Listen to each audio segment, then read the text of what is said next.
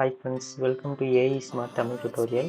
இந்த வீடியோவில் essential graphics விண்டோவை பயன்படுத்தி ரொம்ப சீக்கிரமாக சிம்பிளாக எப்படி ஒரு டெக்ஸ்ட் அனிமேஷனை க்ரியேட் பண்ணலாம்னு பார்க்க போகிறோம். வாங்க வீடியோக்குள்ளே போகலாம். உங்கள் ப்ராஜெக்ட் விண்டோவில் ரைட் கிளிக் பண்ணி நியூ ஐட்டமில் ஒரு சீக்வன்ஸ் க்ரியேட் பண்ணிக்கலாம்.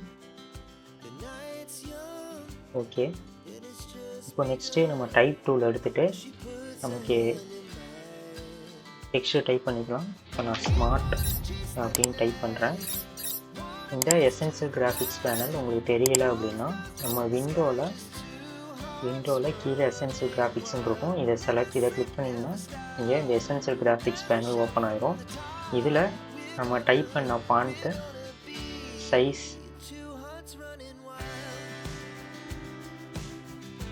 மாற்றிக்கலாம். ஃபாண்ட்டு என்ன வேணுமோ அதை நம்ம வச்சுக்கலாம். உங்களுக்கு என்ன ஃபாண்ட்டு தேவையோ அதை வச்சுக்கோங்க. நான் டிபாஸ்ன்னு 2 ஃபாண்ட்டு யூஸ் பண்ணுறேன். அப்புறம் இதை சென்டர் அலைன் பண்ணிக்கலாம்.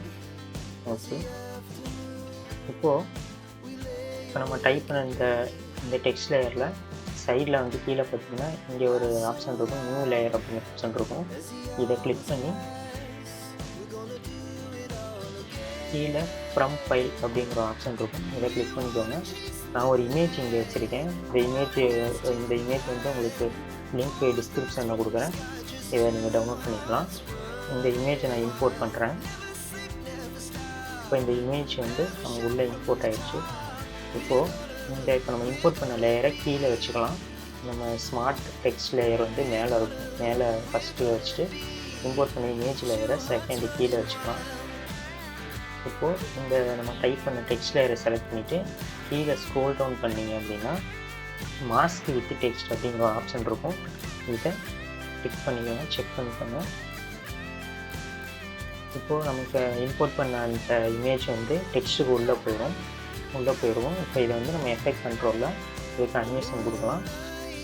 இப்போ இந்த கிளிப் லேயரை நம்ம செலக்ட் பண்ணிவிட்டு இதோட பொசிஷனை கீ ஃப்ரேம் செட் பண்ணி நம்ம அனிமேஷன் கொடுக்கலாம்.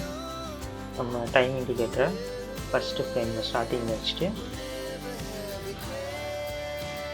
பொசிஷனை கீ ஃப்ரேம் செட் பண்ணிக்கலாம். இதோட பொசிஷனை சைடில் நோக்கி வச்சுக்கலாம். அந்த சைடில் ஃபுல்லாக மறைய மாதிரி வச்சுக்கலாம்.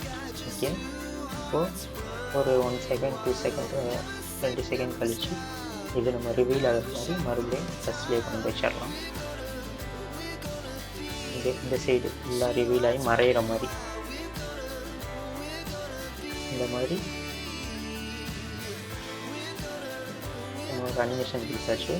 கொஞ்சம் ஸ்பீடாக இருக்கிற மாதிரி தான், அதனால் கொஞ்சம் இந்த 2வது கீ ஃப்ரேமை கொஞ்சம் கட்டி வச்சுக்கலாம்.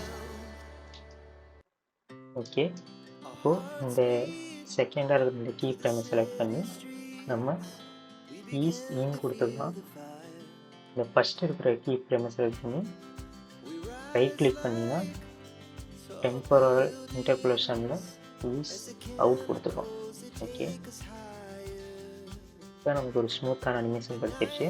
இப்போ மறுபடியும் எசென்சியல் கிராஃபிக்ஸில் அதே மாதிரி கீழே இதில் நியூ லேயர் செலக்ட் பண்ணி இப்போது டெக்ஸ்ட்டு அப்படிங்கிற ஆப்ஷனை கிளிக் பண்ணிக்கலாம்.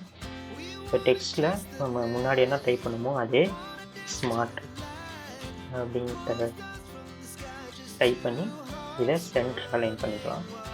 ஓகே, இப்போது இந்த ஸ்மார்ட் லேயருக்கு நம்ம ஸ்ட்ரோக் மட்டும் கொடுக்கணும். அதனால் ஸ்ட்ரோக்கை கிளிக் பண்ணிவிட்டு ஃபில்லை எடுத்து விட்டுடலாம். இப்போ இந்த ஸ்ட்ரோக் கலர் ஒயிட்லேயே இருக்கட்டும். உங்களுக்கு என்ன கலர் வேணுமோ அதை நீங்கள் சேஞ்ச் பண்ணிக்கலாம். கீழே ஷேடோஸ் இருக்கும். இந்த ஷேடோஸை கிளிக் பண்ணி நம்ம ப்ளூ கலரை நான் செலக்ட் பண்ணுறேன். உங்களுக்கு என்ன கலர் வேணுமோ அதை நீங்கள் செலக்ட் பண்ணிக்கலாம். ப்ளூ இல்லைன்னா பிங்க்கு, இது மாதிரி உங்களுக்கு என்ன கலர் வேணுமோ அது செலக்ட் பண்ணிக்கலாம். நான் ப்ளூ கலர் செலக்ட் பண்ணிக்கிறேன். ஓகே, இப்போது இதோட ஒப்பாசிட்டி 100 வச்சுக்கலாம். இதோட டிஸ்டன்ஸ் 0ல் வச்சுக்கலாம். இதோட சைஸு 3ல் இருக்குது. உங்களுக்கு எவ்வளோ ஒன்று வச்சுக்கலாம். அதேமாதிரி ப்ளஸ் 8 வச்சுக்கலாம். இப்போது இதுக்கு நம்ம ஒரு அனிமேஷன் கொடுக்கலாம். நம்ம எஃபெக்ட் கண்ட்ரோலில் போய் இப்போ இந்த டெக்ஸ்ட் லேயர் நம்ம செகண்டாக டெக்ஸ்ட் பண்ணால் இந்த டெக்ஸ்ட் லேயரை மாஸ்க் க்ரியேட் பண்ணலாம்.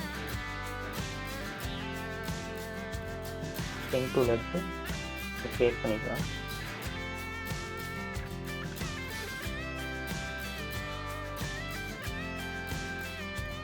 இப்போது இதுக்கு வந்து நம்ம ஒரு பார்ட்டிக்கிள் பேக்ரவுண்ட் வந்து கொடுத்து பார்க்கலாம். இப்போ உங்கள் ப்ராஜெக்ட் விண்டோவில் ரைட் கிளிக் பண்ணி இம்போர்ட் கொடுத்துட்டு இம்போர்ட் ஆப்ஷனை செலக்ட் பண்ணி நம்ம ஒரு ஃபைலை இம்போர்ட் பண்ணிக்கலாம். இந்த ஃபைலோட லிங்க் டிஸ்கிரிப்ஷன் இருக்குது, நீங்கள் டவுன்லோட் பண்ணிக்கலாம். ஓகே, இதை ஓப்பன் பண்ணிவிட்டு இந்த இமேஜை தூக்கி நம்ம டைம்லைன் பெருசு பண்ணிக்கலாம். இப்போது இந்த லேயரை மேலே வச்சுட்டு இந்த பேக்ரவுண்ட் லேயரை நம்ம இந்த பேக்ரவுண்ட் லேயரை செலக்ட் பண்ணி நம்ம டைம் இண்டிகேட்டரை ஸ்டார்டிங் ஃப்ரேமில் வச்சுக்கலாம். வச்சுட்டு இதுக்கு ஸ்கேல் கீப் பண்ணி கொடுக்கலாம். கிளிக் பண்ணிவிட்டு இதுதான் ஒரு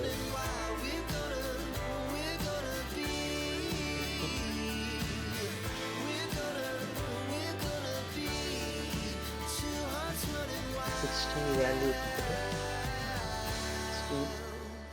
70 ஓகே 66. இப்போ இங்கேருந்து ஒரு 3 செகண்ட் வேல்யூ 3 செகண்டில்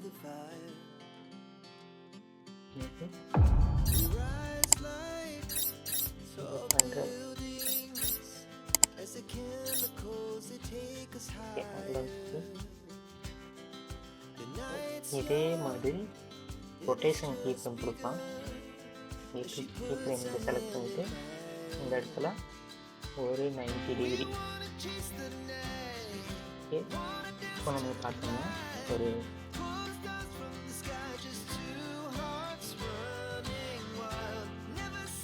ஸ்பீடாக வர மாதிரி இருக்குது. ஸோ 90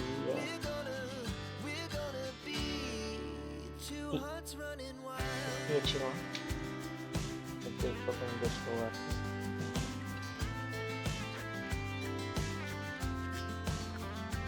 ஓகே, இப்போது இந்த டெக்ஸ்ட்டுக்கு நம்ம ஒரு சின்னதாக ஒரு ஸ்கேல் அனிமேஷன் கொடுக்கலாம். இப்போ கீஃப்ரேமை ஸ்டார்டிங் வச்சுட்டு ஸ்கேல் கீஃப்ரேம் செலக்ட் பண்ணி இதே மாதிரி ஒரு 3 or 4 செகண்ட் 3 செகண்ட்க்கு நம்ம இதை கொஞ்சம் பெருசான மாதிரி பண்ணலாம். ஓகே,